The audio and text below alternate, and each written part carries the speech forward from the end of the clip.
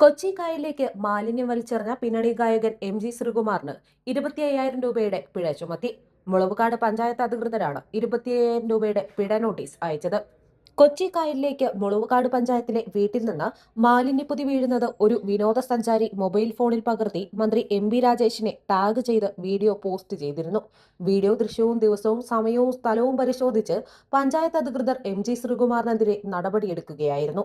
MG. ശ്രീകുമാറിന്റെ വീട്ടിൽ നിന്നാണ് മാലിന്യം വലിച്ചെറിയുന്നതെന്ന് വീഡിയോയിൽ വ്യക്തമാണെങ്കിലും ആരാണെന്ന് തിരിച്ചറിയാനാവില്ല.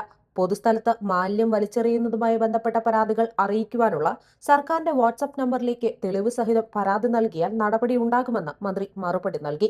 പിന്നാലെ പരാതി ചെന്നതോടെ തദ്ദേശ വകുപ്പിലെ കൺട്രോൾ റൂമിന്റെ നിർദ്ദേശപ്രകാരം അന്ന് തന്നെ പഞ്ചായത്ത് അധികൃതർ സ്ഥലത്തെത്തി പരിശോധിച്ച് ഇക്കാര്യം സ്ഥിരീകരിക്കുകയായിരുന്നു. തുടർന്ന് പഞ്ചായത്ത് രാജ് ആക്ടിലെ ബന്ധപ്പെട്ട വകുപ്പ് പ്രകാരം പിഴ നോട്ടീസ് നൽകുകയായിരുന്നു. നോട്ടീസ് ലഭിച്ചതോടെ കഴിഞ്ഞ ദിവസം തന്നെ എം.ജി. ശ്രീകുമാർ പിഴയൊടുക്കി.